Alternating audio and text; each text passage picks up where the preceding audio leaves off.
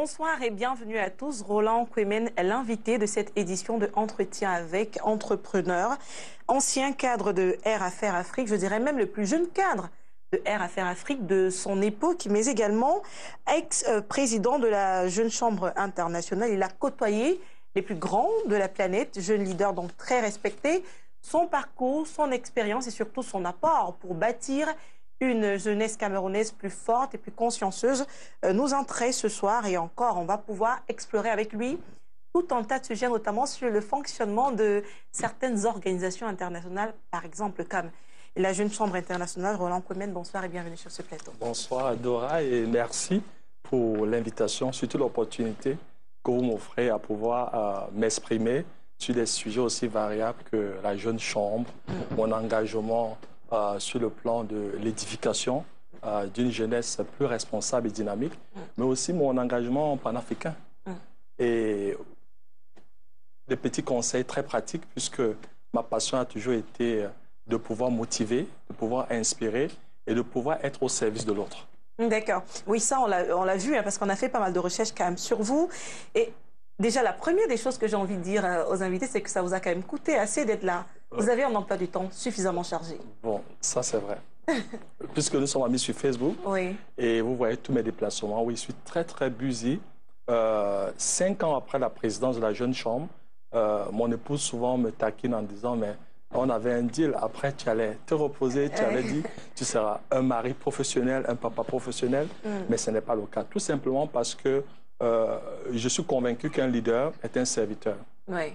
Et il y a tellement de défis autour de nous que quand vous avez eu la grâce d'avoir été où j'ai été, vous ne pouvez que, être très humble, être très reconnaissant au Créateur et tous ceux qui vous ont accompagné dans le processus de ce parcours, entre guillemets, remarquable. Oui.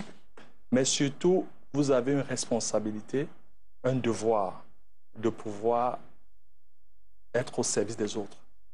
Quand vous avez été béni, vous devez être une bénédiction pour les autres. Et c'est pour ça que Dora, c'est vrai, je cours énormément. Ça fait depuis 2 mois qu'on essaie de voir. Mais bon, Dieu merci, ce jeudi, on a eu l'opportunité, surtout le premier jeudi du mois d'octobre. Ouais, oui, symbolique et tout. C'est une bonne remarque, ça. Oui, je ne m'en étais pas rendu compte. Alors, vous êtes né en 71. Oui, le 4 avril 1971 à Yaoundé. Oui. C'était un dimanche. Et mon maman qui me l'a dit. Et aujourd'hui, avec l'informatique, il suffit de rentrer dans l'ordinateur. J'ai fait le retour jusqu'à 4 avril 1971, oui. Effectivement, dimanche de Pâques. D'accord. Ah, un jour de grâce. De grâce. Vous me donnez l'opportunité de dire aussi que je suis catholique pratiquant. Et depuis 2 ans, président de l'Association des hommes catholiques du Cameroun. Donc oui, il n'y a pas seulement Roland Kouemen qui est leader manager, qui voyage beaucoup, mais il y a aussi un Roland Kouemen qui a un engagement spirituel assez profond. D'accord. Spirituel et religieux en même temps. Parce que dans le contexte aujourd'hui, parfois spirituel, ce n'est pas forcément religieux. Et religieux. Oui. Mais comme il faut promouvoir la tolérance, je suis conscient aussi qu'il ne faut pas trop en faire. C'est-à-dire, mais je suis catholique et très fier de l'être. Mais bon, je préfère aussi beaucoup parler de la spiritualité parce que Dieu est un peu partout. Les musulmans, ils ont Allah. Les chrétiens, vous avez vu, il y a tellement d'autres obédiences et tout. Qu'il faut promouvoir la tolérance. Et le Cameroun est un exemple dans ce sens-là. Parce que là, vous avez vu, il y a 2 jours, j'étais au Nigeria. Oui. Et quand on pense que le plus gros défi de l'Afrique maintenant, le combat est beaucoup plus sur le plan des religions et qu'on se focalise beaucoup plus sur ce qui nous divise que ce qui nous unit. Ça fait que même quand on doit parler de la religion, il faut faire la promotion de la tolérance. Le Cameroun est un exemple. Justement, ce débat sur les religions en Afrique et la tolérance, et particulièrement au Cameroun, est-ce que ce n'est pas un tout petit peu l'influence des organisations internationales de nous dire il y a ce problème de radicalisation déjà en Afrique? Est-ce qu'on l'a réellement? Est-ce qu'on le ressent? Oui, on le ressent. La preuve, pour ne pas les citer, Boko Haram, quand on regarde le mode opératoire et ce qu'ils disent, vous avez tous les musulmans, du moins pratiquants et responsables, ne se reconnaissent pas. Ou alors c'est un glissement.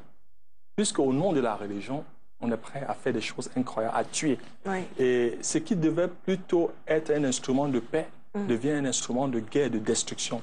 Oui, il faut être très conscient du fait que c'est un défi et que de plus en plus les jeunes intègrent ces mouvements radicaux.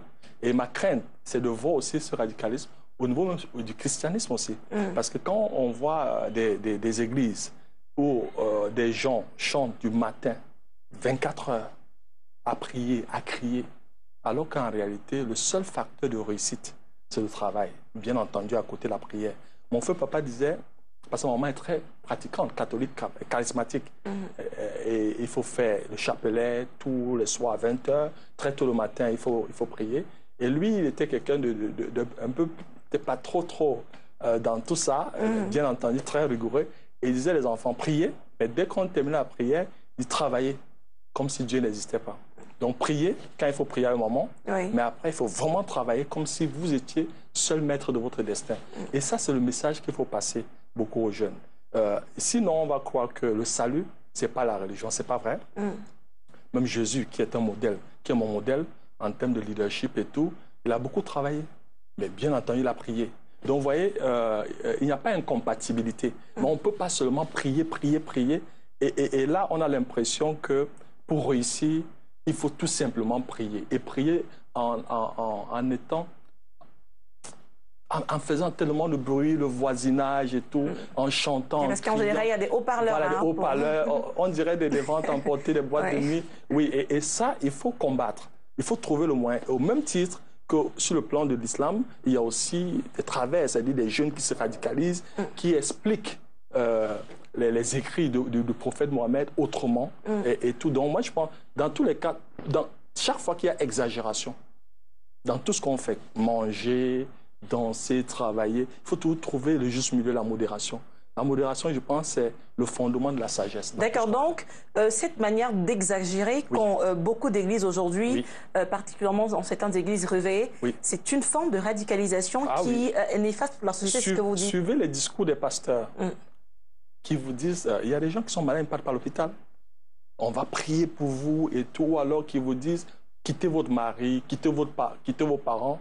Eux, ils sont l'incarnation du diable, vous êtes bons. Donc, c'est des discours, il n'y a pas de tolérance. C'est des discours très violents et il faudrait que les autorités et tous ceux qui ont en charge d'encadrer les églises au Cameroun, parce que je ne vais pas citer de pays, j'ai fait beaucoup de pays, mais ça a pris une autre tournure. Je suis un grand musicien africain, pour ne pas citer Kofi Olomide, qui se plaint que même chez eux en RDC, ça a pris une autre tournure telle que même la musique en termes de vente, ça a tellement baissé parce que même ces gars sont devenus, bon voilà, ça chante et tout, ça vend, donc chacun se plaint. Et puis je riais, je disais, mais le grand Kofi qui se plaint et tout, c'est vrai. Donc pour dire, il faut vraiment encadrer. Sinon, moi j'ai du mal à voir un jeune qui très tôt chez lui, va dans une église, prie jusqu'au matin, quand est-ce qu'il a travaillé?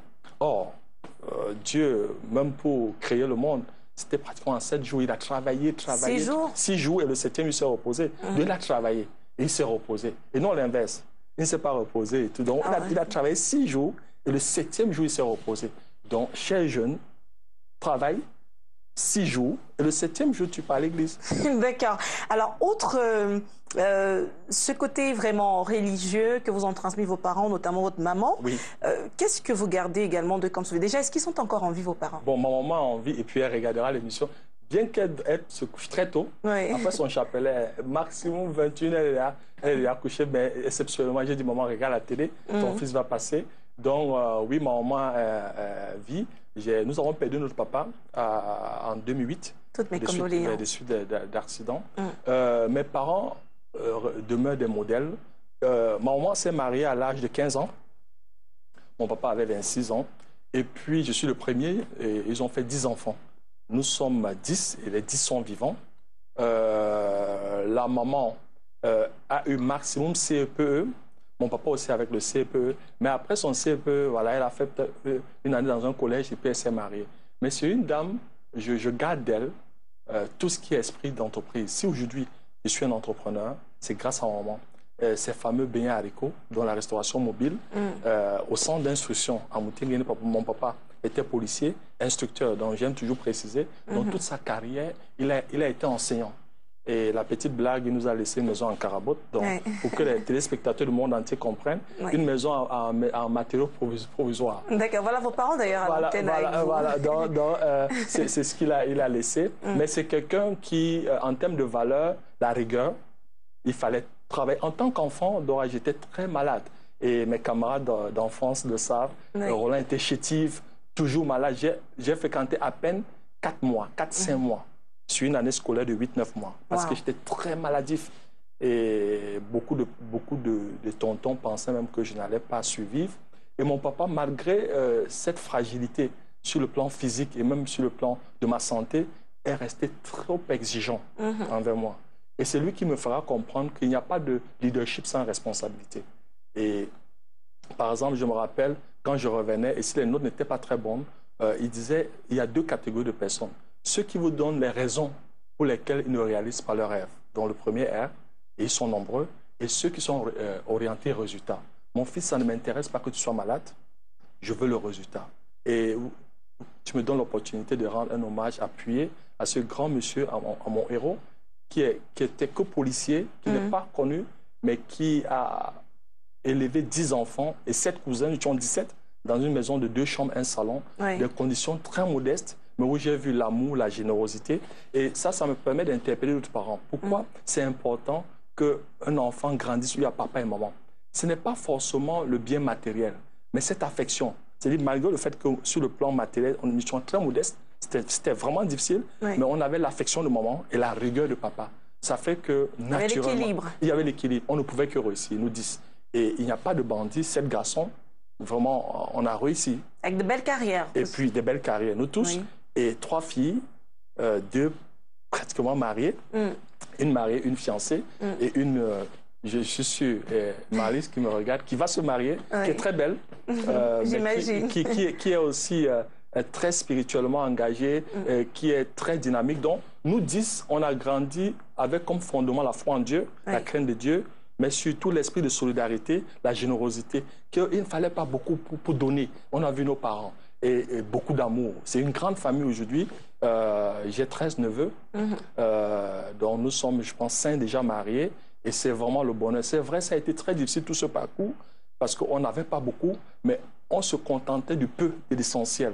Et voilà comment je Sans pour autant être des paresseux. Non, parce que aujourd'hui, on a l'impression que contentement rime avec un peu de paresse. C'est un peu comme si les gens disaient « je me contente, donc je ne fais pas d'efforts pour en avoir plus ». Il faut. Il y a une différence. Il y a une différence. Quand on dit se contenter, c'est ne pas éviter l'envie, la jalousie et tout, mais être conscient du fait que le peu qu'on a, si on travaille plus, on pourra. Et que le seul facteur de réussite, ça, c'est papa. Le seul facteur de réussite, c'est le travail et non la magie. Et ça nous a poussé à travailler. Donc vraiment, Dora, belle opportunité pour moi de rendre un hommage appuyé à mon papa. Et maintenant, à ma maman, qui me regarde, voilà une dame. Et chaque fois, en tant qu'expert en leadership, il y a ce débat, même à l'international, où on vous dit, oui, les femmes en Afrique n'ont pas une place, le leadership, on ne respecte pas les femmes et tout, on doit donner... Je suis parfaitement d'accord, mais j'ai toujours posé la question aux jeunes de ma génération, la place de nos mamans. Nous tous, nous avons réussi grâce à nos mamans. Si je suis ce que je suis, je le dois essentiellement. Et ça, je vais à ma maman. Pas parce qu'elle est vivante, elle à ma maman. Et même ce que je serai demain, c'est grâce à cette dame. Et c'est valable pour toutes nos mamans. Elles se battent, beignets haricots, 4h30. Je suis le premier fils, donc 4h30, cette dame était debout. Je l'accompagne, on faisait les beignets. Et à 6h, elle a presque terminé, fait son panier. Et puis je vais en classe, elle est pavante et elle revient. Et autre chose, j'ai vu les 9 autres nets, du moins, pas 9 autres, peut-être mon petit direct, j'étais encore trop petit. Mais à partir du 4e, j'ai vu comment maman était enceinte. Je ne sais pas quand est-ce qu'elle allait voir les gynécologues, mais je me rappelais seulement qu'on pouvait faire les beignets ce matin. Et le lendemain, elle avait accouché et elle revenait, elle refaisait les beignets. 10. Imaginez, si ce n'est pas ça être un leader, encadrer 10 enfants que vous avez accouchés et 7 autres cousins, mais se battre, Et c'est valable pour tous les autres moments. D'accord, mais justement, comme ils ont ce leadership naturel que leur a pratiquement donné Dieu, on va dire que ça c'est du fait de la création, est-ce que pour autant les hommes devraient dans le monde actuel penser qu'elles doivent être confinées à ces tâches-là et eux continuer d'occuper les premières places? C'est une erreur stratégique si on le fait. Dans mes deux entreprises, les femmes ont une place de choix. Pas parce que, sans vouloir te flatter, Dora, depuis ton arrivée, je pense on voit l'émission, le professionnalisme et tout en offre, je te l'ai dit. La femme, et ça je m'adresse maintenant aux dirigeants politiques, c'est dommage pour mon pays, le Cameroun, que j'aime beaucoup, que les femmes n'aient pas plus de postes de responsabilité. Parce que c'est les meilleurs gestionnaires. Vous avez vu en termes de corruption, même si elles doivent le faire, la femme a un peu peur. Ce n'est pas comme l'homme qui peut vous piller 1 milliard, vous regarder et le prendre. En plus, qui vous le demande, la retour-commission, en étant ferme. Mais une femme, il y a quand même un peu de dignité et tout. En plus, elles ont des capacités déjà divines que Dieu a données en termes de management et tout. Prenons le cas de Rwanda. La force du Rwanda, c'est quoi? L'Assemblée nationale, majoritairement des femmes. Ils ont fait confiance. Le président Kagame a fait 2 choses essentielles. Valoriser la femme et la jeunesse. Voilà les 2 piliers sur lesquels tous les pays africains, s'ils veulent vraiment émerger, pour moi, l'émergence, la modernité, la prospérité, c'est cette équation-là. Il faut faire confiance aux jeunes et aux femmes. Donc, je suis d'accord avec vous qu'il faut vraiment faire confiance. Et aussi, maintenant, dire aux femmes, voilà, battez-vous. Apparemment, si vous attendez les hommes, ça va... Il faut savoir arracher. Il faut savoir arracher. Et comment elles peuvent l'arracher aujourd'hui dans le contexte camerounais? Sur le plan politique, déjà, c'est de tout faire. Et là, vous avez vu une grande dame comme feu Mme Founing. Vous croyez que les hommes ont fait des cadeaux à ces dames? Pas du tout. Zéro cadeau. Zéro cadeau. Donc, c'est de se battre. Et la solidarité horizontale. C'est quoi la solidarité horizontale? Entre les femmes déjà. J'espère que les femmes célèbrent Dora et que les jeunes ou les aînés, les grandes sœurs journalistes de Dora vont dire, cette jeune fille-là, il faudrait qu'on la tienne par la main. Parce que les leaders, les grands leaders au monde que j'ai eu la chance de rencontrer, se battent que les jeunes soient meilleurs qu'eux. Et c'est valable pour les parents. Un bon père de famille, le cas de mon feu papa, le rêve de tout parent, c'est que l'enfant soit meilleur que lui.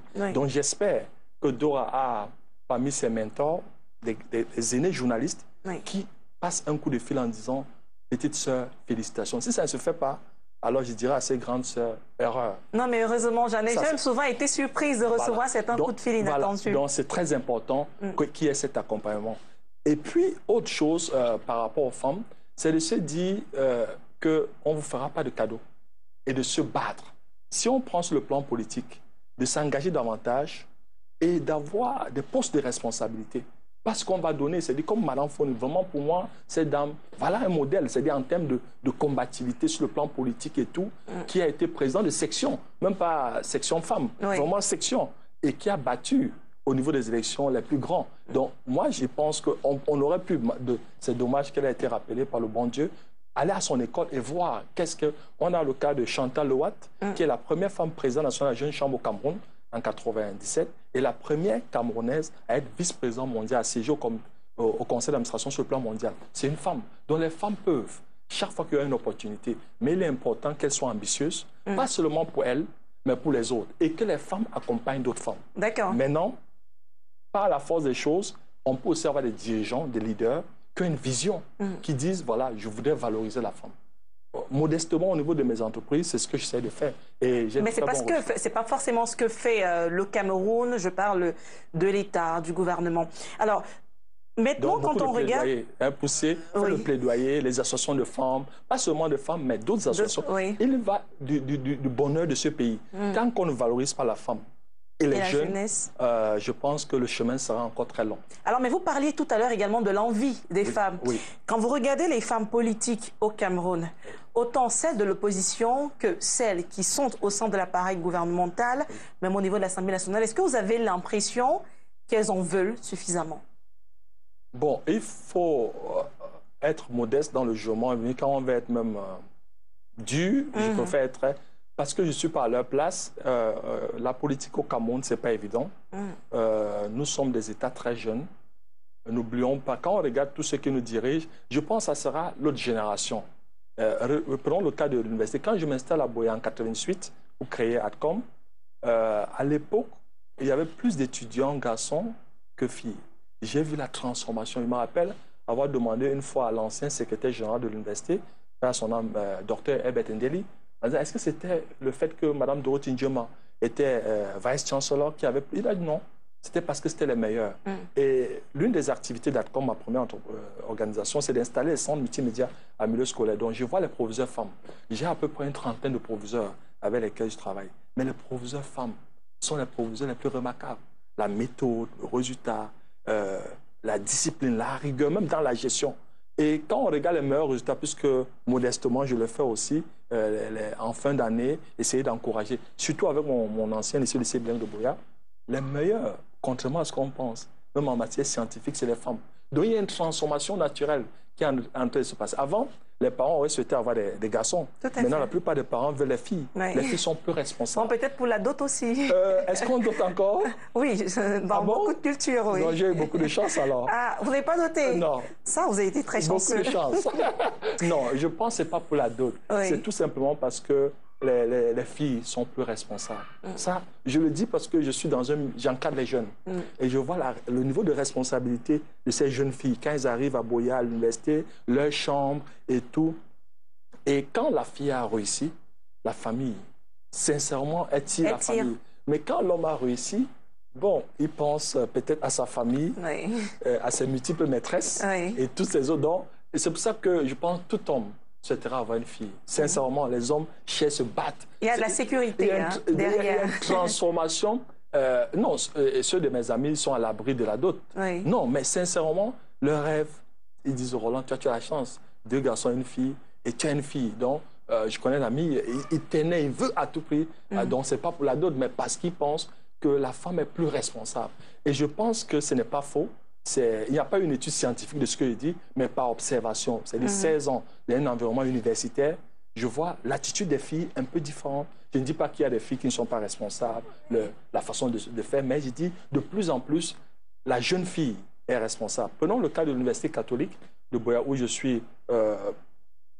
j'ai un poste de responsabilité au comité exécutif du Board of Trustees. Les meilleurs résultats, encore une fois de plus, c'est les filles. Oui.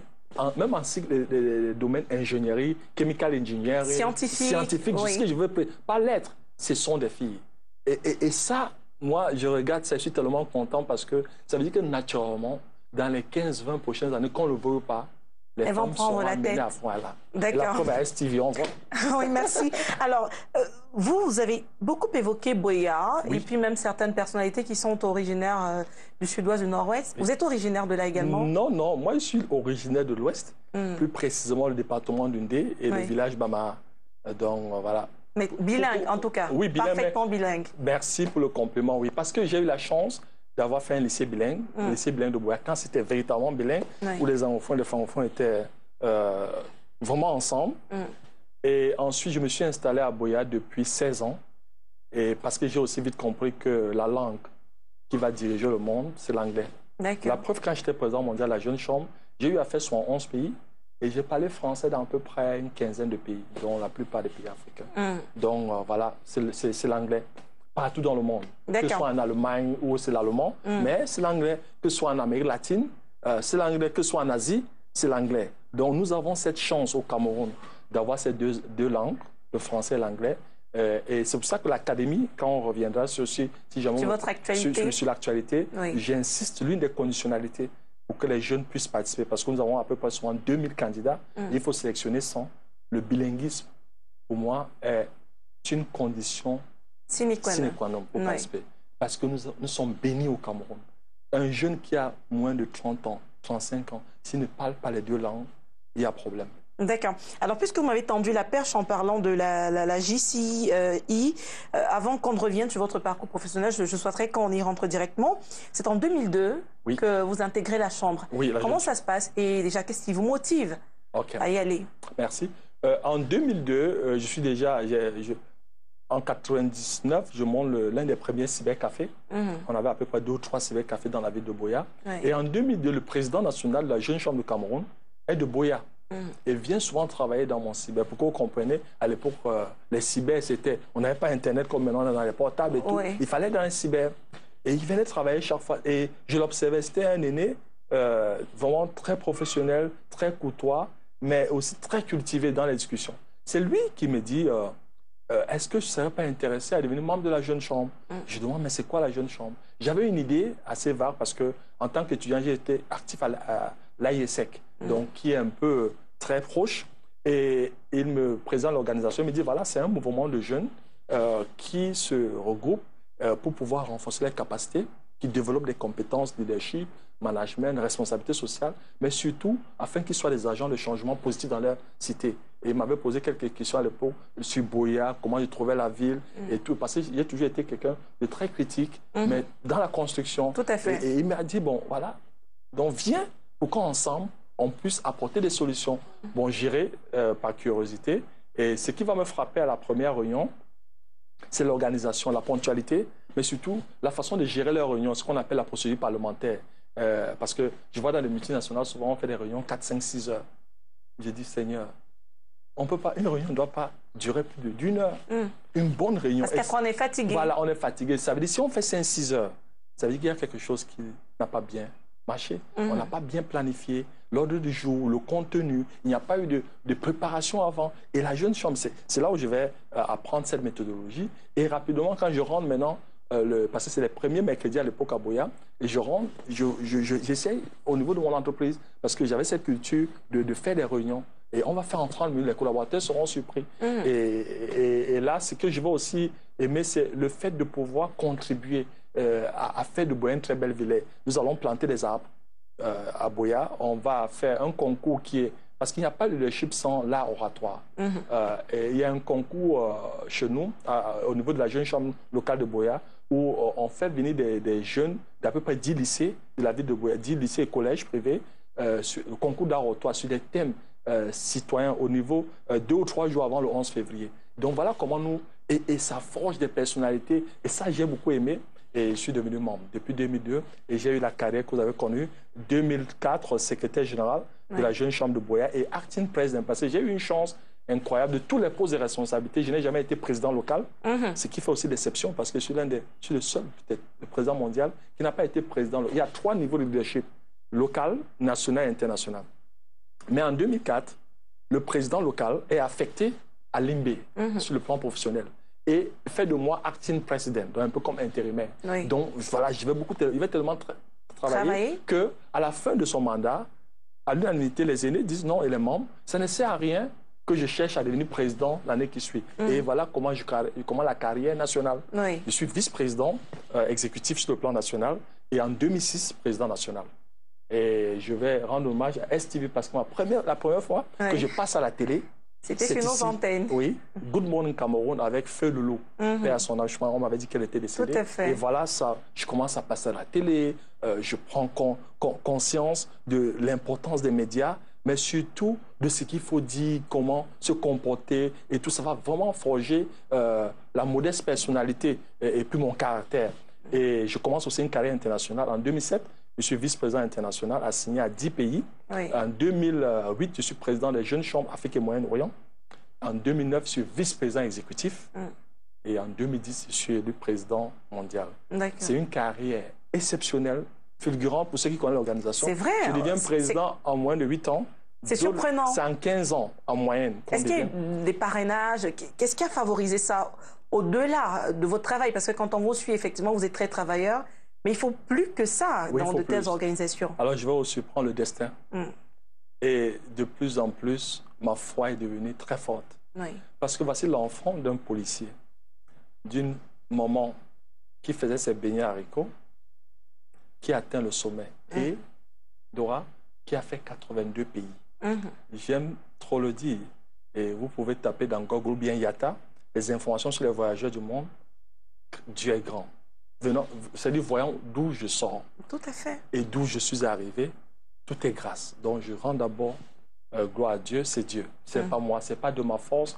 Et deuxième personne, mon papa. Il me disait ceci, il avait dit, dans l'une des conversations, quand j'ai commencé à avoir cette ascension, même sur le plan professionnel, il me disait, mon fils, tu vois, j'ai fait qu'une maison en Carabote.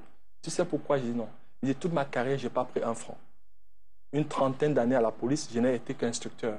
J'ai formé des vingtaines de milliers, c'est-à-dire des policiers, tout là, parce qu'il était un instructeur au centre d'instruction, à Motengere. Mais vous serez bénis. Pas parce que vous êtes très fort, mais parce que j'ai travaillé. Et je peux voir le résultat. Parce que souvent, je vois comment mes choses marchent. Oui. Et là, je vois encore la conversation avec mon papa qui me disait... Et là, vous me donnez l'opportunité d'interpeller les parents.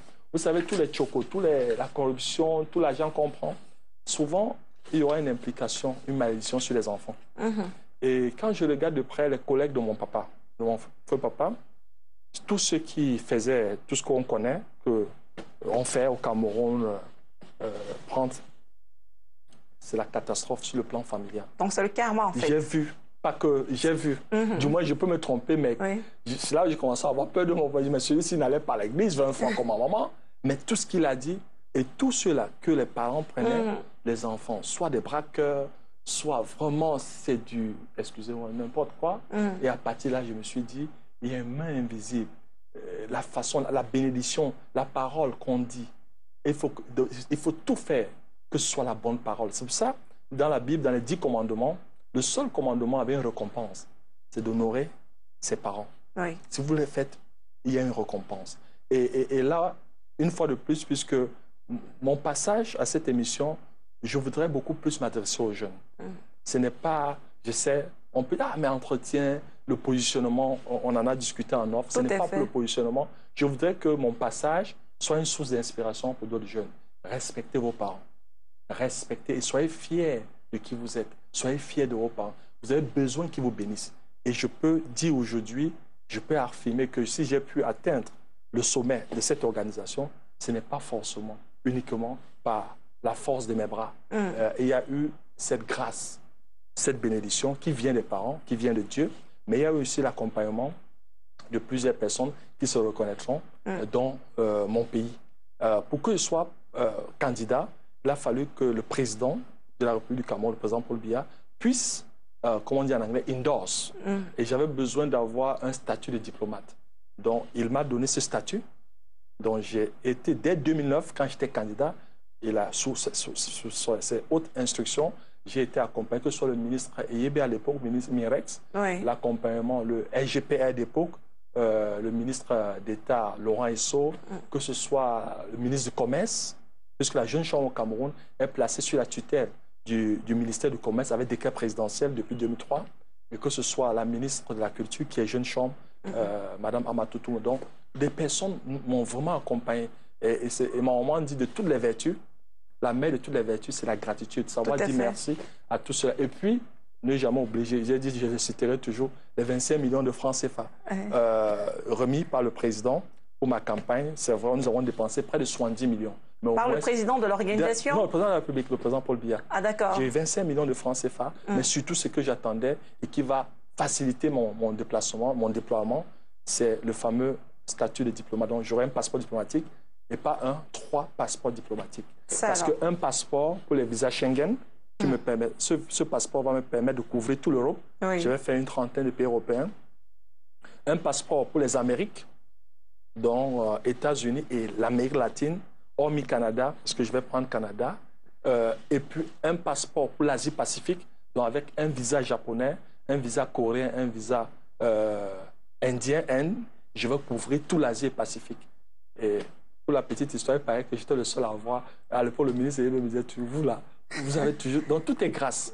J'ai tout eu ça, donc de l'opportunité. Assez facilement. Oui, assez facilement. Oui, assez. On va relativiser. De toutes les manières, parmi les missions que vous étiez assignées, quand vous êtes devenu président en 2010, vous disiez que vous comptiez augmenter le nombre d'adhérents à la GCI. Déjà, combien en avait-il et combien en a-t-il eu après votre mandat? Bon, nous étions à l'époque à peu près, on arrondit, mais nous sommes à peu près 185 000.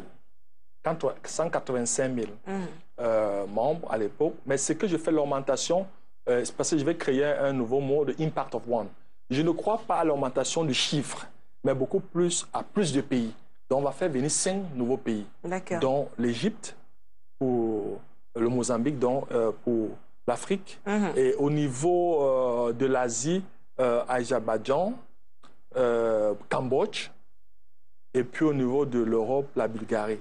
Donc, voilà les 5 nouveaux pays qui seront, à la fin de mon mandat à Osaka, qui seront admis à la jeune chambre dans 5 nouveaux pays. Et on va quitter à l'époque de 115 à 120 pays. Donc là, on a fait ce travail. Autre chose qu'il y avait, la promesse qu'il y avait, c'était le paludisme. Oui. Quand je suis élu, chaque 30 secondes, un enfant meurt en Afrique à cause du palu. Quand je fais mon discours le 10 novembre 2010 à Osaka, chaque 45 secondes, on a gagné 45 secondes.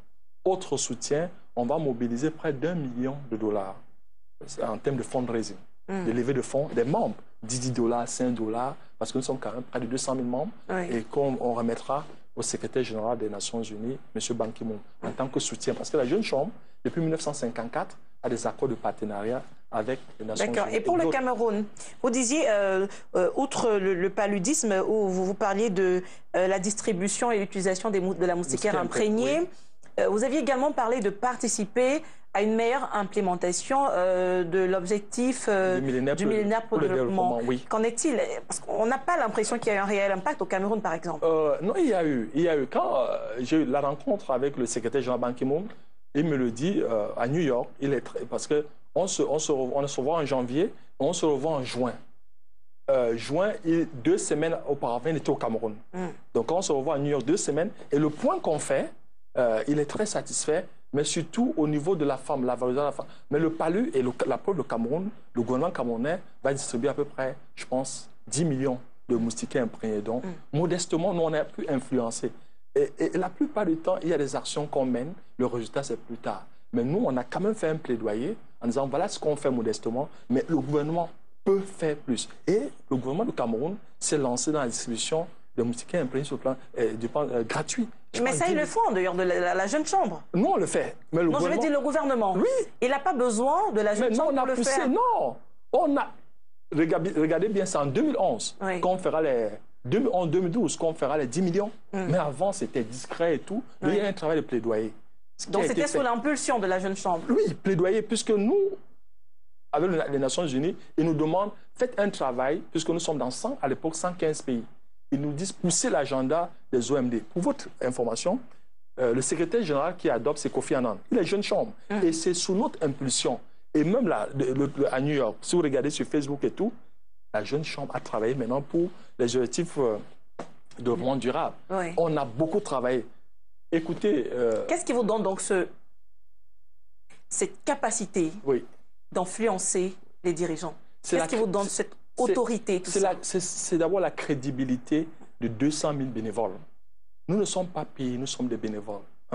Deuxièmement, c'est cette passion à contribuer. Et quand vous êtes vrai, vous êtes authentique et vous êtes passionné. Et c'est aussi la reconnaissance. N'oubliez pas, j'ai dit au Cameroun, la Jeune Chambre est reconnue par décret présidentiel. En 2006, quand j'étais président national, le discours du président, le 10 février 2006 à la jeunesse, vous savez, il a cité la Jeune Chambre comme exemple. Et quand il cite de quoi il parle, nous avons formé à l'époque 3000 jeunes sur la rédaction du plan d'affaires. Nous sommes les pionniers à parler des business plans, à dire que la voie salutaire du moins pour le chômage, c'était l'auto-emploi. Mais il ne suffisait pas de le dire. Nous avons formé près de 3000 jeunes dans tout le Cameroun. Et c'est comme ça, les rapports vont aller à la présidence, puisque chaque fois qu'on fait une activité, nous remettons nos rapports à notre tutelle, qui est le ministre du Commerce. Du Commerce, oui. Et les médias, les dossiers de presse, on remet. Mais après, on était surpris. Moi, personnellement, en premier, quand je suis appelé, on dit, bon voilà, je suis le discours, le président parle de la Jeune Chambre. Je suis président national quand il parle de la Jeune Chambre. Vous êtes surpris? Je suis surpris. D'ailleurs, ça, il ne faudrait pas qu'on laisse passer ça comme ça. Pourquoi vous êtes sous la tutelle du ministère du Commerce? Oui. Et pourtant que vos activités ne sont pas du genre ramener de l'argent. Vrai. Bon, là, on peut questionner le décret présidentiel. C'est une décision de la présidence. Dans d'autres pays, la Jeune Chambre est sous la tutelle du ministère de la Jeunesse. Oui. Mais c'est tout simplement que quand le positionnement des fondateurs, c'était une Jeune Chambre purement économique. Et à l'époque, c'était MINDIC, ministère du Développement industriel et commercial. C'est sous le ministre Belobouba, quand elle est ministre, c'est en 2003. Il n'y a pas encore le split. Et quand on va faire le split, de ministère de l'Industrie, ministère du Commerce, on divise en 3 ministères PME, on nous envoie au ministère du Commerce. Donc voilà l'explication que je peux donner, puisque plusieurs fois nous nous sommes interrogés. Et quand on regarde la configuration des membres, à peine bon, pas à peine, ce qui n'est pas petit, 30 à 35% sont des entrepreneurs. Oui. Mais nous sommes déjà reconnaissants qu'il y a même un décret présidentiel. Mais c'est vrai qu'il nous place sous la tutelle du ministère du Commerce, qui peut peut-être, sur le plan de positionnement, créer un peu... Mais nous sommes fiers. C'est vrai qu'il y a une confusion quand même, parce que ça donne l'impression que vous faites de l'argent de par vos activités et autres. C'était le décret, c'est parti de la présidence, mais nous sommes reconnaissants. C'est vrai que dans d'autres pays, il faut être honnête, la Jeune Chambre, c'est sous la tutelle du ministère de la Jeunesse. D'accord. Ouais. Alors, est-ce que, en parlant encore de cette aura que vous avez dans tous les pays où vous êtes, est-ce que ce n'est pas du fait aussi de ces organisations qui vous encadrent? On a l'UNICEF, on a l'UNESCO, on a l'OMS, vous êtes vraiment encadré. Voilà. L'ICC, International Chamber of Commerce. Voilà, vous êtes encadré par les plus grandes organisations. Oui. Est-ce que ce n'est pas ça qui vous rend plus crédible que les autres associations de jeunes à travers le monde? Tout simplement parce que notre organisation a 100 ans d'aura. Cette année, nous fêtons 100 ans. L'organisation est née en 1915 à Saint-Louis, dans l'État de Missouri, aux États-Unis. Au départ, c'est un groupe de jeunes, une vingtaine de jeunes, qui ont à peine 20 ans, qui se plaignent de 2 ou 3 choses. Un, n'oubliez pas, en 1915, la Première Guerre mondiale, les jeunes Américains sont appelés à aller en Europe faire une guerre. Et ces jeunes s'interrogent et se questionnent. Pourquoi est-ce que nous devons aller faire cette guerre? Deuxièmement, c'est au moment où on est en train de bâtir aussi les États-Unis, les grands chantiers, les grands travaux, où il y a beaucoup de débats. Les jeunes, à l'époque, estiment que les entrepreneurs ne sont pas généreux. Comme ils disent, sont greedy, sont un peu radins, et que il y a eu tout ce conflit de génération. Ouais. C'est écrit, c'est 1915, notre fondateur. Et troisièmement, ils estiment que les hommes politiques sont corrompus. Voilà les 3 grandes discussions que nous trouvons dans les documents de notre fondateur. Donc, imaginez, 100 ans après, est-ce qu'il y a la paix dans le monde? Est-ce que les jeunes sont amenés à faire la guerre? Oui, toujours de problème. 100 ans après, est-ce que les entrepreneurs, les grands industriels sont généreux ou chiches ou radins? Le débat se pose. Est-ce que les jeunes sont satisfaits et contents de leurs dirigeants politiques? Je dis non. Modestement non, de tous mes voyages. Donc 100 ans après, la problématique est là, les défis sont réels et la mission est toujours pertinente. Voilà comment ça commence. Et notre fondateur dira à ses camarades que ça ne sert à rien de continuer à se plaindre, d'accuser et de tout. On peut commencer un mouvement qui va nous permettre de développer des compétences qui nous pousseront plus tard, quand on sera des seniors, à être différents de tout cela. Et voilà comment le mouvement va commencer. Donc vous aspirez au sein de la GCI à changer le monde, ça veut dire qu'à diriger le monde aussi. À diriger le monde. Mon fils, en 2010, il a 6 ans, et la maîtresse demande « Qu'est-ce que ton papa fait ?» Puisqu'on demande à tous les enfants de style préparatoire. Et il dit, il a donné une réponse. J'étais en Turquie et mon épouse était aux États-Unis. Bon, on n'est pas parti avec les 2 enfants. Les 2, on a préféré parce que nous sommes convaincus que la qualité et les valeurs traditionnelles africaines sont meilleures par rapport à ce qu'on a vu à l'Occident. Et ça, on a vu. Donc, et c'est mieux l'Afrique en termes d'éducation de l'enfant. Et on était en contact avec eux chaque fois, mais on ne pousse plus, puisque je voyageais beaucoup. Elle dit, ben, j'ai appelé la maîtresse, il y a un petit souci. J'ai dit, qu'est-ce que William a encore fait? William a dit quelque chose d'extraordinaire à la maîtresse. En réalité, on demande, qu'est-ce que ton papa fait? Il dit, son papa voyage, comme profession. Et tout le monde arrive comme tu es en train de rire, Dora. Mais il a dit quelque chose de très important et grave après. Mon papa voyage et change le monde. Pour un enfant de 6 ans, la maîtresse, elle ne sait pas vrai. Elle a appelé mon épouse, parce qu'on s'appelait, que mais votre fils, voilà ce qu'il a dit. Et je me rappelle en Turquie, mon épouse, quand elle m'a dit ça, j'ai coulé une petite larme en disant, oh mon fils, il est très fier de moi, mais c'est exactement ce que je fais. Papa voyage et change le monde. Si j'écrivais un livre, ça sera le titre de ce livre, de tout mon voyage. Pour dire qu'effectivement, les jeunes chambres aspirent et rêvent à changer le monde. Mais pas le monde tel que Papa voyage et change le monde, mais dans nos communautés. C'est pour ça qu'il y a 6 000 jeunes chambres locales. Dans les jeunes chambres locales, c'est des projets, c'est des programmes, c'est des activités, c'est des séminaires de renforcement de capacités. Vraiment, c'est pratique, c'est pragmatique. On investit beaucoup sur la personne, la confiance en soi, la connaissance de soi, tout ce qui est leadership, management, mais surtout les programmes, les projets. Pour le faire, il y a 3 partenaires essentiels. Pour que vous compreniez notre démarche, il y a 3 piliers de toute société moderne. Le premier pilier, c'est le gouvernement. Le gouvernement à lui seul, Dora, ne peut pas résoudre tous les problèmes. La preuve, on a vu avec le président Obama. J'étais aux États-Unis quand il a été élu. On a vu, on a rêvé, mais après, rapidement, on a déchanté. Malgré toute la bonne volonté du monde, les gouvernements, à eux seuls, ne peuvent pas résoudre les problèmes auxquels leurs populations font face.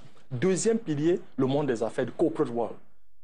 Le monde des affaires aussi. Le monde des affaires, à lui seul, ne peut pas résoudre tous les problèmes auxquels la communauté fait face. Troisième pilier, les organisations de la société civile, d'où la Jeune Chambre, les autres.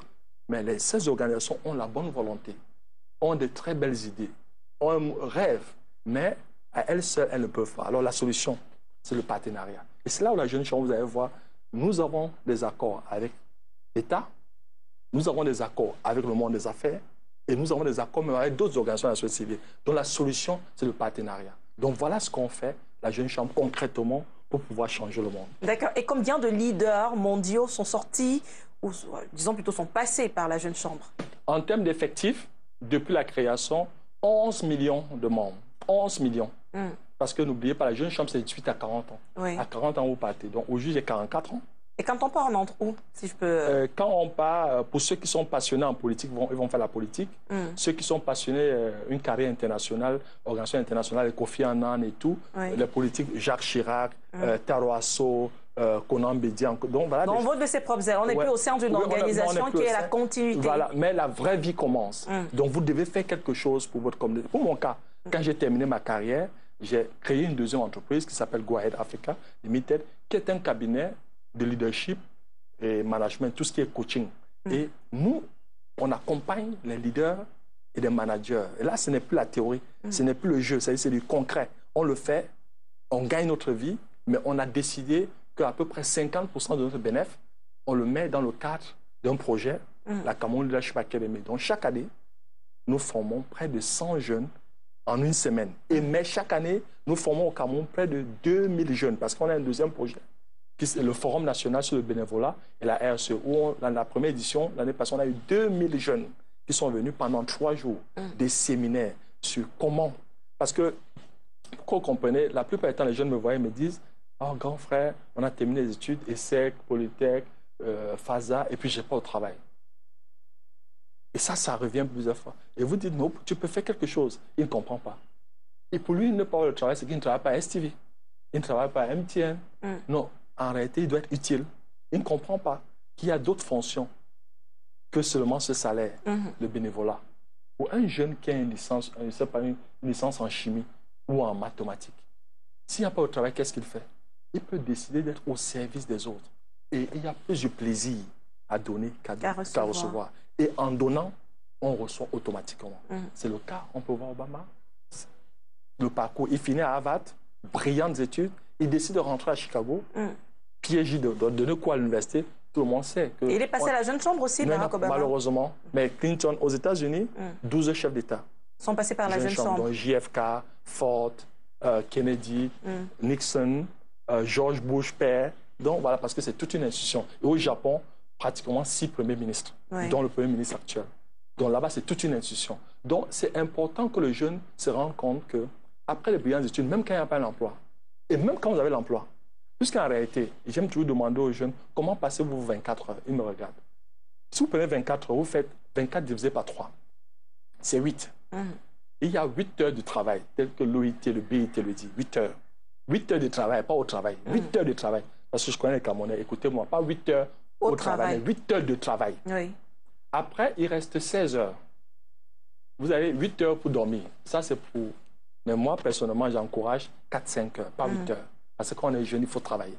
Mettons 8 heures. Il reste 8 heures. Demandez à tout le monde, ceux qui font mes séminaires, justifiez-moi l'utilisation des 8 autres heures. Parce que c'est sur papier. C'est vrai que moi non plus, je saurais le faire. Voilà. Tout simplement. Ça passe inaperçu, on ne s'en rend pas compte. Donc, Dieu n'est pas fou d'avoir donné 24 heures. Et qu'on divise par 3. Mais les gens ne se rendent pas compte que le temps, c'est de l'argent. Et que la gestion, l'une des difficultés et des entorses au développement du continent africain, c'est la gestion du temps. On a l'impression que l'Africain, comme on dit dans la blague, il est né sans la montre. Il faut mieux gérer son temps. Et quand vous avez cette planification, cette organisation, vous verrez que vous pouvez faire plus de choses. Et que quand vous avez fait 8 heures de travail, vous avez fait 8 heures de sommeil, il y a 8 heures qui restent. Qu'est-ce que vous faites?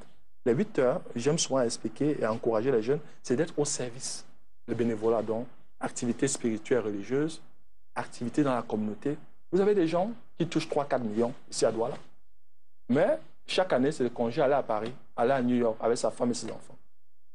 Vous êtes pire que celui qui ne travaille pas. Qu'est-ce que vous faites? Qu'est-ce que vous voudrez qu'on retienne de vous quand on ne serait plus là? Parce que nous sommes tous de passage.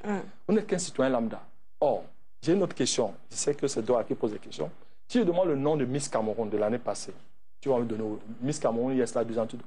Mais si je demande le nom de Miss Cameroun, peut-être 4-5 ans, on oublie. Par contre, si je te demande le nom de ta maîtresse, institutrice de l'école primaire de Koumouen 2, c'est facile de s'en souvenir. Moi, c'est M. Wabo. Si jamais Madame Rose, voilà. je m'en souviens. Voilà. Pourquoi? Parce que c'est des gens qui ont marqué notre vie. Vous avez vu la rencontre du président Paul Biya avec son maître de l'école primaire à Ebolova lors du Commis Agro, parce que oui, tout à fait. Rarement les gens ont vu le président aussi ému quand il a rencontré son instituteur. Voilà la place de ceux, pour moi, voilà des leaders. Un leader est un serviteur. C'est ceux-là qui ont été au service des autres. Vous pouvez toucher 10 millions par mois, 10 millions de francs CFA. Donc, apprenez à donner, cherchez un moyen de donner systématiquement, d'impacter. Et ça, voilà comment vous allez marquer l'histoire de votre passage sur Terre. Parce qu'en réalité, la plupart du temps, on veut s'inscrire dans l'éternité, mais ce n'est pas forcément en étant ministre, président de la Jeune Chambre. Non, ce n'est pas comme ça que je voudrais, ce n'est pas ce que je voudrais qu'on garde de moi, que j'ai été le premier noir président mondial de la Jeune Chambre. Non. Qu'est-ce que j'ai fait de cette présidence? Je me suis battu et 15 secondes de gagner. Si vous regardez les images d'Osaka, on pleurait. On a gagné 15 secondes. C'est-à-dire tous les 30 secondes, les gens mouraient en Afrique à cause du palu. À la fin de mon mandat, que l'OMS déclare que c'est 45 secondes. Aujourd'hui, nous sommes à 60 secondes. Voilà le travail qu'on fait. Et la plupart du temps, il y a des choses que nous on fait et qu'on ne va même pas voir le résultat. Donc moi, je voudrais que ce soit, et je m'adresse à ces jeunes cadres qui ont des belles voitures, qui roulent ici et qui sont indifférents. Ils n'ont aucun engagement communautaire, aucun engagement citoyen, indifférence. Vous savez, le malheur des Camerounais et des Africains, on veut bâtir un Cameroun différent. On veut bâtir une Afrique différente, mais avec des personnes indifférentes. Tout à fait. Ce n'est pas possible. On doit s'engager, on doit être militant. Il y a tellement de causes. Même quand on ne voulait pas faire la politique, il y a tellement de choses. Regardez autour de nous. La ville n'est pas propre. L'architecture, elle est moche. Désordre architectural, vraiment sale. Il y a le sida, le palu, le chômage des jeunes. Il y a tellement de défis que quand je pense que les gens vous disent non, rien à faire, je commence à m'interroger. Parce qu'il y a tout à faire.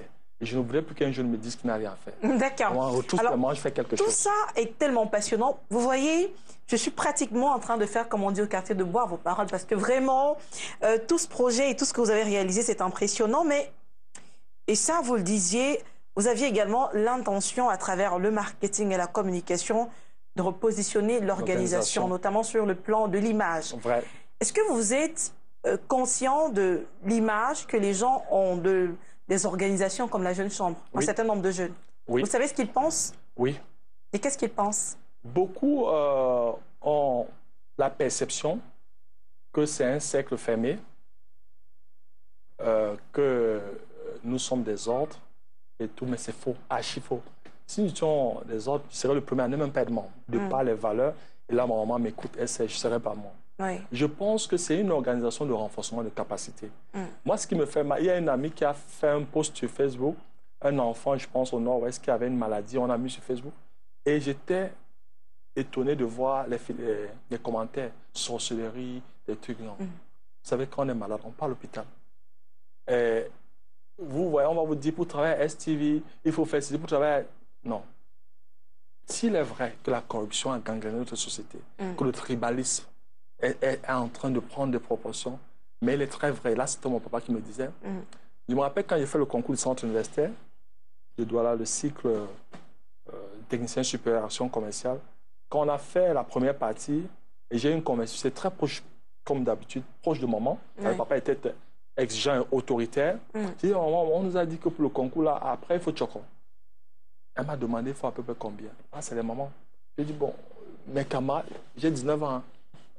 Il faut peut-être 200 000. Moi aussi, c'était les commentaires qu'on disait. Naturellement, elle a dit à son mari, qui est mon papa, que Roland, il paraît que pour le concours, là, comme il a fait là, il faut qu'on se prépare. J'étais admissible. Il faut... Mon papa, c'était la dernière fois, je ne vais jamais oublier, j'ai eu une paire de gifles. J'étais en terminale. Il m'a dit, jamais, plus jamais. Un, tu dois passer ce concours. Tu feras ce concours et tu dois passer. Sans qu'on débourse le moindre Il n'y aura franc. même pas un franc. Et deux, après, il me dit, fais tout pour être parmi les 5 premiers. Et là, on ne riait pas parce qu'on pas. C'était pas mon ami. Hein. Il devient mon ami plus tard. C'était quelqu'un de... Il me dit, tu fais tout pour être parmi les 5 premiers. Maintenant, je ne refuse pas qu'on peut mettre 2 ou 3 noms, mais les premiers sont les premiers. Oui.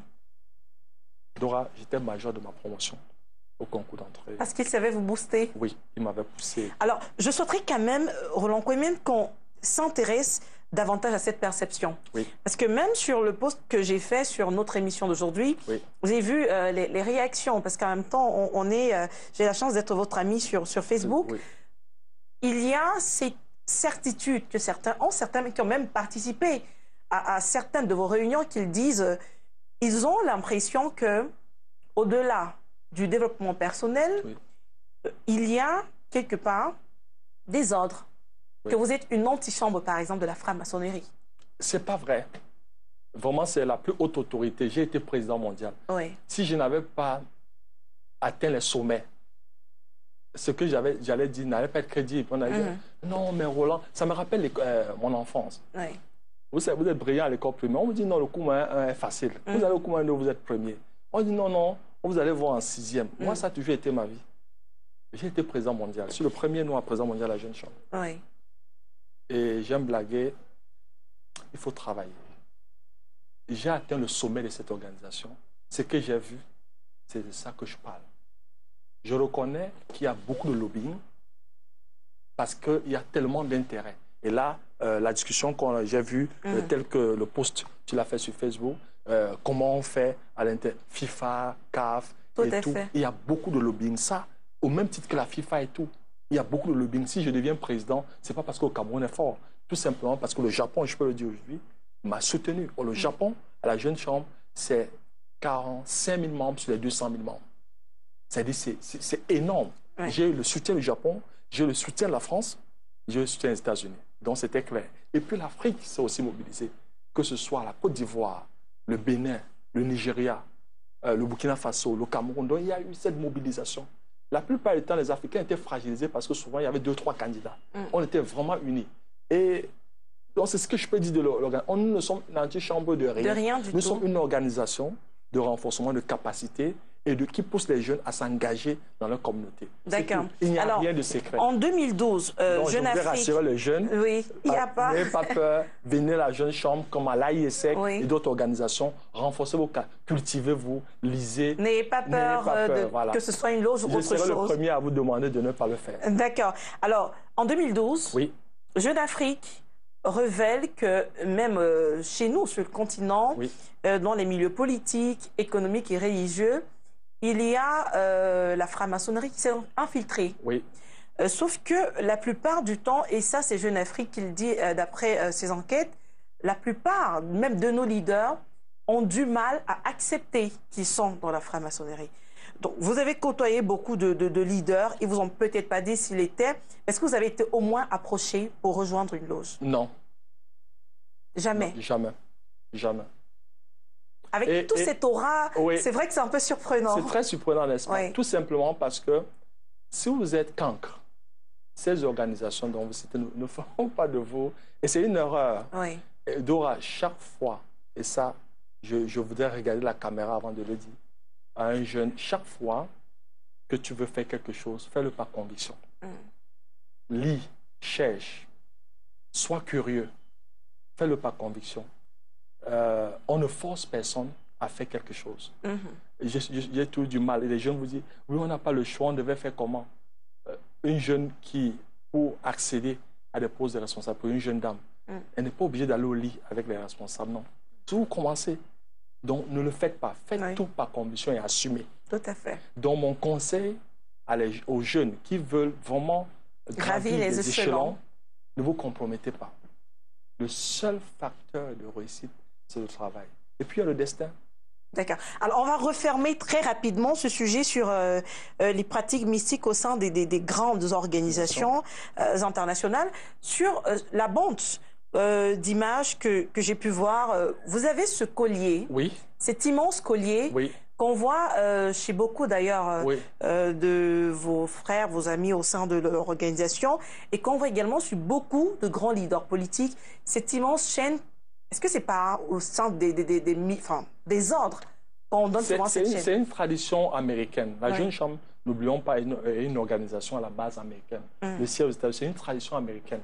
Si vous regardez en Afrique, les chefs d'État, un peu l'Afrique de l'Ouest, quand on vous intronise président de la République, c'est cette chaîne.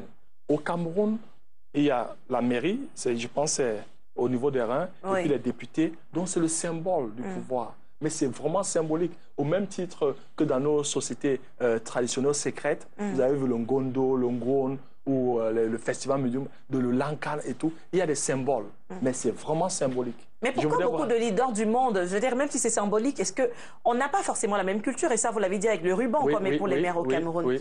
Mais pourquoi, même chez nos chefs d'État, qui, une fois qu'ils ont fini de faire ce qui est prescrit dans leur culture, pourquoi on les retrouve? Pourquoi on a retrouvé cette chaîne, par exemple, sur le vêtement de Ali Bongo Dimba, qui s'est fait publiquement introniser dans la franc-maçonnerie, par exemple? Demander au la même culture. Demander au président Ali Bongo. Mais il est important, et là, en tant que panafricaniste, que nos organisations africaines aussi se développent. Moi, je le dis en tant que celui qui est allé au sommet de cette organisation. Tout à fait. À elle seule, la Jeune Chambre, elle ne va pas résoudre les problèmes africains. C'est pour ça que quand je reviens, je crée Go Ahead Africa, avec une approche panafricaine. Même le leadership dont on parle. L'Afrique a dirigé le monde. Je vous petite anecdote qui est dans mon autobiographie, j'espère qu'il sera publié d'ici début d'année, au premier trimestre 2016. Ma rencontre avec Dalai Lama, il me demande, parce que j'ai rencontré Dalai Lama le 10 novembre 2010 à Osaka, au Japon, en marge de notre congrès mondial. Après beaucoup de difficultés, pour des raisons que vous pouvez imaginer, la Chine et tout, mais la rencontre aura lieu. J'ai des images et je pose la question au Dalai Lama, comment il peut expliquer la situation de notre continent?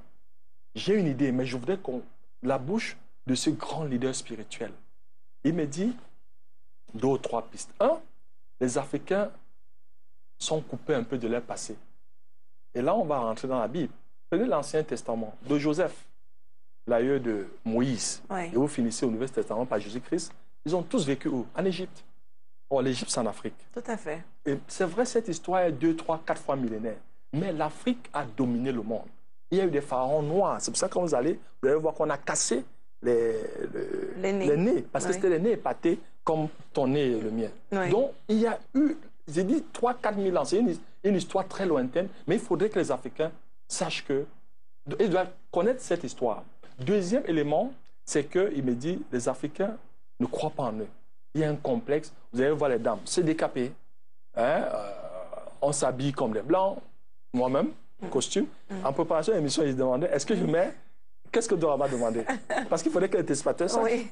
Alors, je vous ai dit, vous pouvez mettre un costume ou même une tenue traditionnelle. Oui, ça c'est vrai. Mais bon, j'ai mis le... Donc, pour dire qu'il y a un travail à faire. Et donc, il faudrait qu'on soit fiers de notre culture, de nos traditions. Et tant qu'on sera complexé, vous savez, on veut aller en Europe, on est malade, on part chez les Blancs. On veut parler comme les Blancs et tout. Il y a un souci. Donc, il m'avait dit, la confiance en soi, il faudrait que les Africains aient confiance en eux. Et troisième, et c'est ça qui va nous tuer, les Africains se focalisent beaucoup plus sur ce qui les divise que ce qui les unit.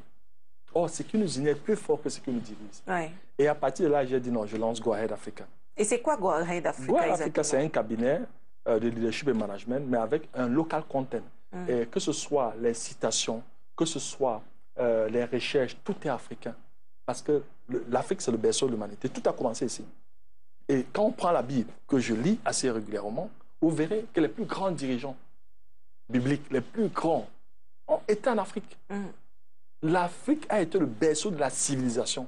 Malheureusement, les Africains ne sont pas conscients. Donc, c'est le travail qu'on fait sur le plan leadership et management. En disant, on peut gérer une entreprise multinationale, une grande entreprise, en utilisant les outils de management africains.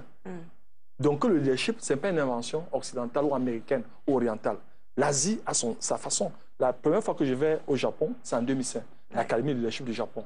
Et je me rends compte que je regarde la place de la femme dans cette société. Je n'en reviens pas. Et les restaurants, chopstick. La façon, vous allez dans la maison, vous retirez vos chaussures. Ça, c'est comme ça. J'étais reçu par les deux premiers ministres. Qui que vous soyez. Que vous soyez. Mais c'est le Japon. Par contre, Dora, c'est le plus beau pays que sur les 82, c'est le Japon. La technologie, ils ont pris de l'Occident tout ce qui était la technologie, mais ils ont gardé les traditions. Or, l'Afrique, c'est quoi? Nous sommes maintenant comme les chauves-souris, ni animal, ni oiseau. Parce que même la culture, on est en train de perdre. On n'est ni des blancs, parce qu'on ne sera jamais blanc, on peut enlever toute la peau. Mais on n'est pas aussi noir, parce qu'on commence à changer. À la fin, on n'est ni animal, ni oiseau, un peu comme la chauve-souris. Si on dit réunion des animaux, des mammifères, la chauve-souris, on dit non, mais toi, tu as les ailes. Oh, mais quand la chose, ah non, mais toi, tu es comme une souris. Voilà la situation du continent. D'où notre engagement au niveau de Go Ahead Africa, qui est une entreprise, mais avec, je dis bien, 50% de nos revenus dans le renforcement des capacités, dans les formations. Ça, vous voyez dans les posts Facebook, je fais une quinzaine de pays africains par an. Les académies de leadership. Dans le cadre de cette initiative-là. D'aller, et c'est d'une façon bénévole, former des jeunes, les transformer. Ça, c'était ma rencontre avec le Dalai Lama. Juste pour impacter. Alors, on va parler tout à l'heure des personnalités que vous avez eu la chance de rencontrer, parce que vous avez quand même rencontré beaucoup de présidents, des plus grands de ce monde, comme je le disais, mais vous avez parlé de leadership et même de développement personnel. Oui. Aujourd'hui, un peu partout dans le monde, et particulièrement au Cameroun, c'est le milieu que je connais, donc je peux en parler, on voit se développer beaucoup de formateurs en développement personnel. Mais est-ce que tout le monde peut former en développement personnel? Ouais, ça me rappelle une participation à une émission de TV d'une chaîne concurrente. Moi, je suis de ceux qui pensent que les leaders sont des simplificateurs. Ça ne sert à rien que je vienne ici, vous dire que je suis extraordinaire. Pour être président, il faut ceci. Non, je suis un être normal. Je n'ai rien d'extraordinaire. Tout le monde peut. Déjà, qui est un leader? C'est tout le monde. J'espère que Dora se considère comme leader. Ah, si tu hésitais, tu es... J'avoue que j'hésitais. Non, non. Pas parce que tu passes à la télé. Le fait de se lever le matin, aller au travail, you live your life. Vous dirigez vous-même, donc tout le monde. Mais cependant, il y a d'autres ingrédients. Un, l'influence. Et là, Dora, l'influence. Le fait de faire cette émission, le fait d'impacter, le fait d'être écouté. Tous les jeudis soirs, on attend. Ça, c'est le leadership. Parce qu'on peut zapper. C'est-à-dire, si on et se dit, il y a toutes des marges de progression. Et se remettre en question. Avoir des feedbacks. Malheureusement, une autre maladie des leaders africains, parce qu'il fait passer les messages, il y a deux catégories de personnes qu'on ne devait pas avoir. Il ne faut pas avoir autour de toi. Les courtisans et les griots. Si tout le monde te dit, Dora, tu es la plus belle, tu es la plus intelligente, fais attention. Tout à fait. Il faut dire aussi que... C'est pour ça que j'ai aimé ton post sur Facebook. Ah, je vais recevoir. Je ne veux pas seulement encore un Roland Commerce ici. Je voudrais, parce qu'il y a une marge de progression. Pour moi, là, Dora, le meilleur est devant moi. Je n'ai même encore rien fait. Si Dieu me donne la vie, je ferai plus que ça. Donc le meilleur reste à venir. Se remettre en question et avoir autour de soi des personnes qui peuvent, avec toute l'affection et l'amour du monde, te dire l'émission d'aujourd'hui, il y a eu ça. Moins bonne que... Voilà, il y a eu ça. Là, c'est comme ça qu'on peut progresser. Donc, un leader doit avoir l'influence positive. Un leader doit inspirer. L'inspiration, ce n'est pas forcément les discours. Dans la Bible, Moïse était bec, mais il avait Aaron. Donc, ce n'est pas les grands discours qui vont faire de vous un leader, parce qu'il parle bien la tchat. Et on connaît les Camerounais, de très bons parleurs. Même Roland quand même parle bien. Mais ce n'est pas ça. Je ne voudrais pas me définir par mes discours. Par contre, un leader, c'est un serviteur. La preuve, ton institutrice, mon instituteur, parce qu'ils nous ont servi. C'est pour ça qu'on ne va jamais les oublier. Donc, un leader est un serviteur. Donc, Dora est un leader. Donc, tous ces gens-là qui, aujourd'hui, s'improvisent un tout petit peu formateurs en développement personnel, ce sont des leaders. Il faut regarder leur parcours. Ceux qui sont modestes voudraient qu'on puisse les accompagner. Il y a des jeunes qui viennent vers nous, qui n'auront pas la chance de faire le tour du monde, d'avoir comme clients les plus grandes boîtes d'Afrique, comme c'est mon cas. Non, mais aujourd'hui, nous avons recruté encore 2 juniors. L'Université catholique, j'ai pris le meilleur, le major de la promotion. J'ai dit, tu viens. Il y a un autre jeune de AISEC que j'ai pris parce que je voudrais les accompagner.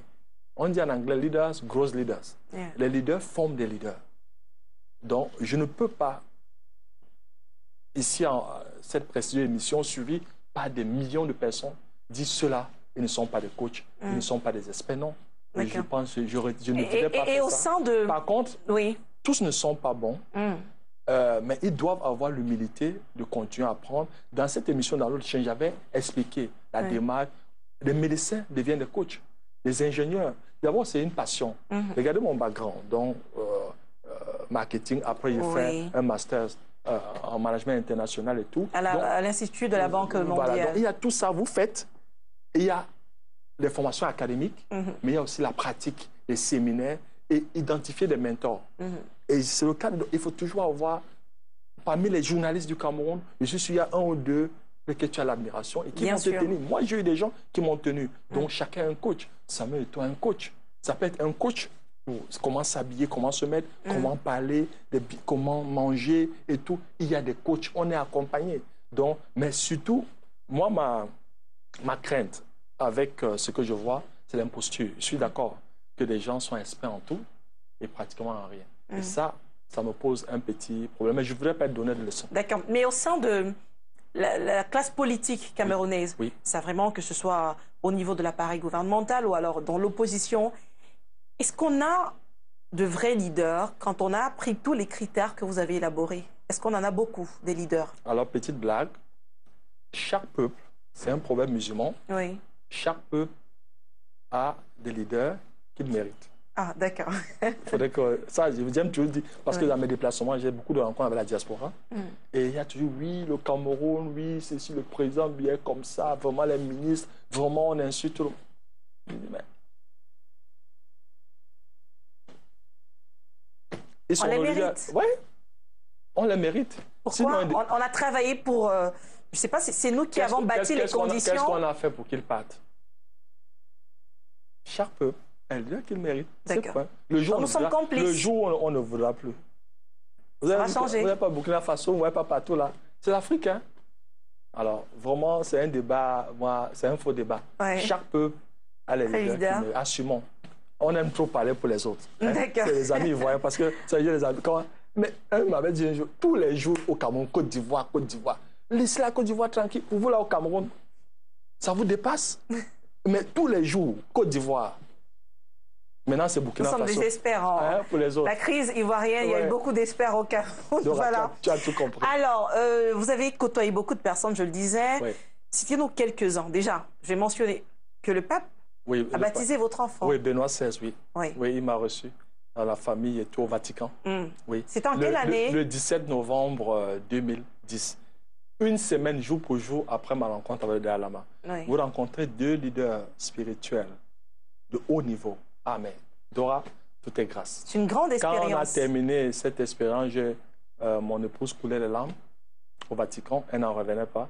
Et surtout, on était frappé par l'humilité de tous ces grands leaders. Donc, tout est grâce. Tout est grâce. Et ce qui frappe de la rencontre avec tous ces grands, je dis ces grands du monde, c'est l'humilité.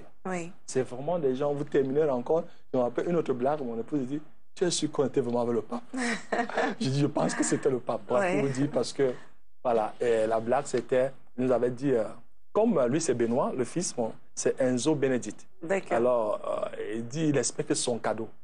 Je dis, je ne sais pas comment on va négocier qu'il reste. Donc, c'était des blagues. Je dis, bon, on verra, il pourra revenir un peu plus tard. Non, mais parce que, bon, quand on vient voir le pape, il y a un petit... J'avais un petit truc du Cameroun, bon, j'ai dit, l'enfant, tu vous dis, est-ce que c'est le cadeau? Il souhaitait rester. Et moi, ma crainte, c'était que, parce qu'il était très violent, il avait 6 mois, qu'il puisse brutaliser. Mais il était cool, il était... Bon, je dis, Enzo, il a 5 ans, et chaque fois, quand on vient à la maison, mon pape, bon, il ne sait pas que ça a changé, que maintenant, c'est François.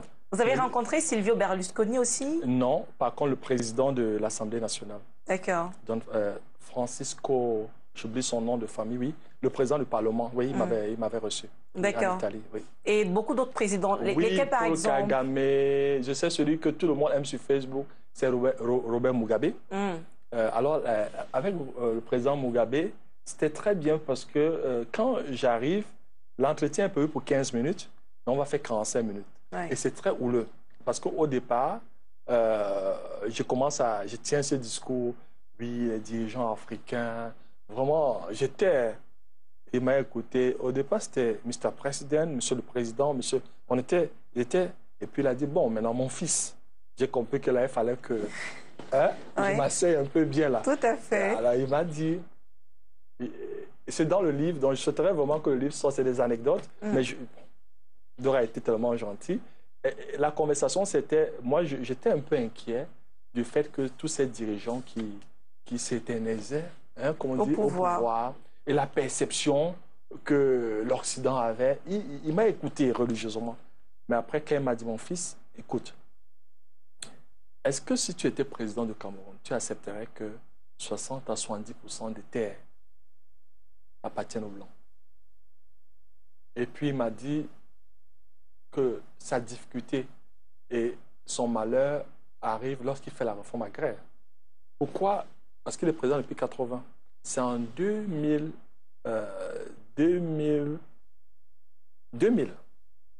quand il fait la réforme, que maintenant son malheur, ses malheurs commencent. Parce qu'il estime. Et on a aussi beaucoup discuté sur l'Afrique du Sud à l'époque. Il disait, vous voyez l'Afrique du Sud, est-ce que véritablement c'est ça qu'on veut? Où à peine 3% des Noirs ont la richesse. Donc, c'était des discussions qui m'ont vraiment secoué. Je sors de cette audience un peu secoué. Ça, il a bousculé quelques idées. Oui.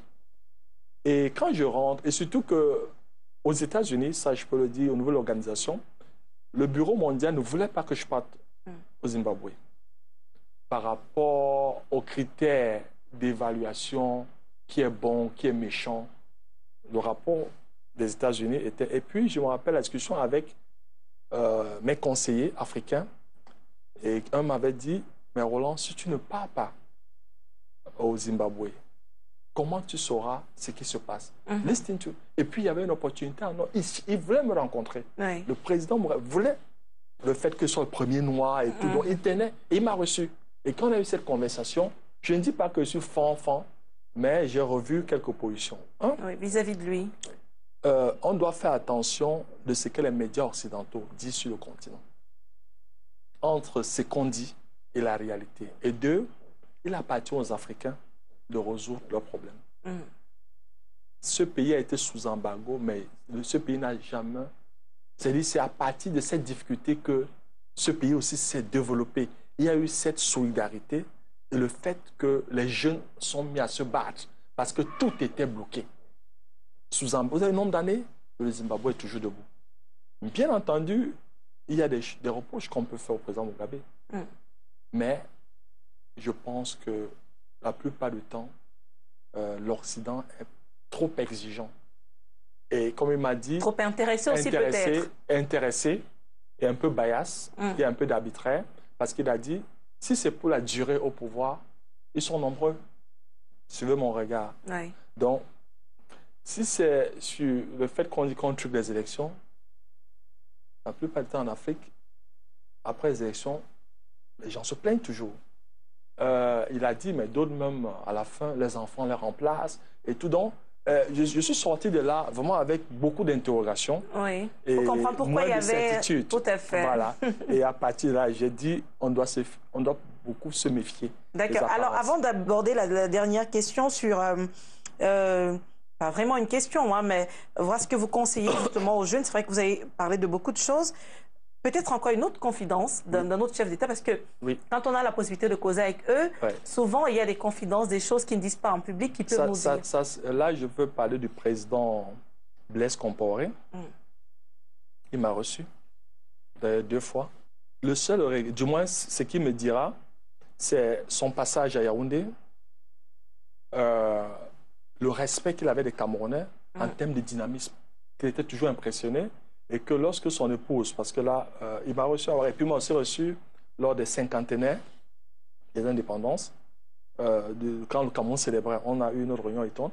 Et il disait, à la veille, son épouse avait été allée dans des écoles primaires avec la première dame, Chantal Biya, et que ce qu'il marquait, et puis le commentaire, du moins la discussion avec son épouse, c'était ce dynamisme même des enfants. Et vraiment, il me le disait, mais le président Roland, bravo, les Camerounais ont quelque chose. Il y a quelque chose que les Camerounais ont et tout. Et je me rappelle, il disait aussi son amitié, on a parlé de son amitié avec Abedi Pelé, parce qu'il était obligé de rentrer. Il n'avait pas fait les 3-4 jours, parce qu'il avait fait une promesse à Abedi Pelé sur un projet et tout, et qu'il fallait qu'il rentre. Je n'ai pas eu le courage, et ça, pourtant, c'est l'un des rares présidents où j'ai le huis clos. C'est-à-dire, l'audience, après, nous restons à 2. Oui. Donc, je pouvais poser beaucoup de questions. C'était sur ce qui s'est véritablement passé avec le président Sankara, parce que, naturellement, je suis sankariste. Oui, et il y a toujours ce rôle trouble qu'on a attribué à Compaoré. Oui, mais c'est quelqu'un de très cool et très courtois. Dans l'échange qu'on a eu. Et ma modeste connaissance, et aujourd'hui, avec la petite expérience de leadership, je le vois quand je coach dans les entreprises et tout, il y a des moments où, Dora, même ici à STV, il suffit que je ne connais pas un peu l'organigramme de l'entreprise et le poste que tu occupes, que quelqu'un vienne dire, si tu as un numéro 2, et quelqu'un vient dire à ce numéro 2, Dora veut ta peau. Hein? Et on dit au numéro 2, non, le numéro 8, je te dis que le numéro 2 veut ta peau. Le plus faible va dégainer. Parce qu'il est vulnérable et qu'il a peur. Dans cette histoire, il fallait que quelqu'un meure. Et avec le recul, quand on lit tout ce qu'on a lu, je pense que Sankara était très grand. Il a préféré mourir. Donc voilà à peu près ce que j'aurais souhaité. J'ai beaucoup hésité. Comment on dit, mon cœur me dit, mais il était très respectueux. En même temps, avec ce que les Diandéré avaient fait, on disait qu'il avait été un peu complice. Donc, ça aurait été mal placé un tout petit peu. Donc même dans mon livre, j'ai abordé, mais je n'ai jamais, j'aurais pu. À un moment, j'ai un peu de regret, mais il était très respectueux et courtois. D'accord. Mais est-ce que, justement, pour avoir rencontré beaucoup de leaders mondiaux, même ceux qui sont souvent taxés d'être des dictateurs, des hommes cruels même, est-ce qu'on n'a pas l'impression que c'est un peu comme ce dont on parlait pour ce qui est des loges, que les gens, quelque part, ils essaient toujours de se blanchir, de s'humaniser. Vous n'avez pas eu cette impression? Bon, pas avec moi. Qu'est-ce que vous avez comme intérêt? Oui, peut-être. Vous êtes un jeune qui influence les jeunes, qui n'ont pas forcément une bonne opinion d'eux. Peut-être il y avait de cela aussi. Peut-être j'ai été naïf. Mais je souhaiterais que chacun puisse vivre sa propre expérience. Bien entendu, on ne rencontre pas les chefs d'État tous les jours, ça, il faut être honnête. Mais je pense que souvent, la plupart du temps, c'est des humains. Comme toi et moi, c'est des humains. Et il y a 3 personnes qui peuvent véritablement les juger. Le peuple, il dit pour les chefs d'État, l'histoire, et puis Dieu. Encore faudrait-il qu'on connaisse la vraie histoire, parce que l'histoire non, mais l'histoire finit toujours. Oui, bon, ça finit mal pour certains. Un siècle, vous parliez du karma. Oui. Alors pour le cas Compaoré, vous pensez que finalement, même s'il y a eu ce qu'il a dit, est-ce qu'il y a un mauvais karma, finalement, quand on regarde sa fin? C'est dramatique, et là où me donne l'opportunité de parler de ma rencontre très brève avec le président Paul Kagame l'année passée, lors de la célébration des 20 ans de libération, j'étais parmi ceux, très modestement, qui pensaient qu'il ne fallait pas qu'il change la Constitution. Il a tellement bien fait. Il a transformé le Rwanda qu'il y a d'autres Rwandais qui peuvent. Mais j'ai vu la pression. Là, j'ai vu la pression telle que le peuple tient à ce qu'il reste. Mais ma modeste suggestion est vraiment très modeste. Et j'ai beaucoup d'admiration pour le président Paul Kagame. Et la blague qui dit toujours, il dit s'il nous écoute, que quand il terminera sa présidence, il viendra au Cameroun entraîner les Lions. Il est passionné de football. D'accord. Il me taquine chaque fois. C'était de dire, est-ce qu'il ne pouvait pas être comme Mandela? Mandela aussi. Tout le monde voulait qu'il reste. Tout le monde voulait qu'il reste. Mais il est parti. Parce qu'il était un grand homme. Or, qu'est-ce que l'histoire retient de Mandela? On ne se rend même pas compte qu'il était président de l'Afrique du Sud. Ce n'est pas ça qu'on retient. C'est les 27 ans de combat. Mais surtout, le fait d'avoir pardonné. Et d'être parti, d'avoir laissé le pouvoir. Donc c'est possible. Quand bien on le réclamait. Donc quand on est entouré des courtisans et des griots, ils vous diront toujours que si vous n'êtes pas président, le pays est foutu. Ce qui n'est pas vrai. Pour le cas du Cameroun, vous avez vu, il y avait un président avant. Ça, les jeunes doivent, ça je rappelle toujours aux jeunes, il y a un premier président. Dieu merci, il y a eu un premier président.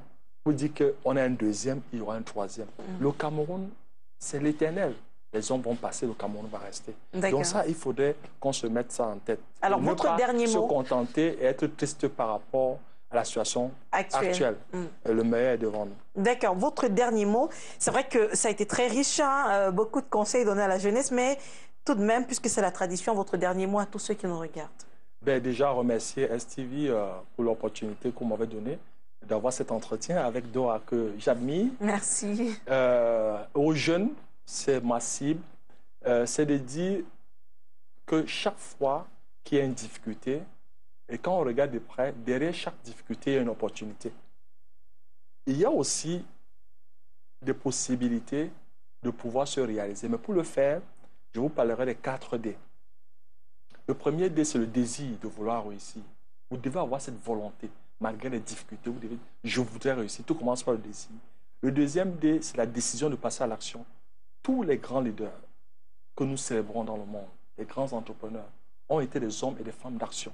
L'action est au cœur de leur réussite. Donc, on doit agir, on doit s'engager, que ce soit en politique, en économique ou dans le social ou dans la religion. On doit être engagé. Le troisième D, c'est la discipline. Or, c'est ce D qui nous fait énormément défaut. J'ai dit tout à l'heure lors de l'entretien qu'on dormait 8 heures. Pour un jeune, ce serait dramatique de dormir 8 heures. Maximum, c'est 5 heures. Maximum, 5 heures. Donc, dormir, doit se lever très tôt. Voilà la discipline parce que, surtout la discipline personnelle, c'est le D qui nous fait défaut. On doit continuer à travailler, on doit beaucoup d'abnégation et s'aimer pour pouvoir récolter après. Quatrième D, la détermination. Malgré les difficultés, malgré les défis, ne jamais se décourager. Et pouvoir identifier aussi une passion. Faire tout ce qu'on fait par amour, par conviction et par passion.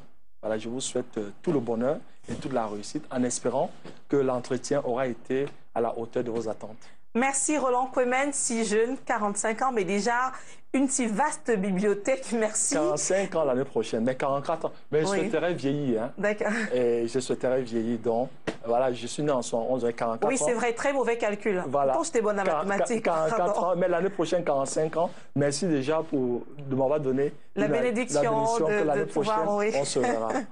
Merci à tous ceux qui nous ont suivis. Restez sur les antennes de STV et surtout, passez une très bonne nuit. À bientôt.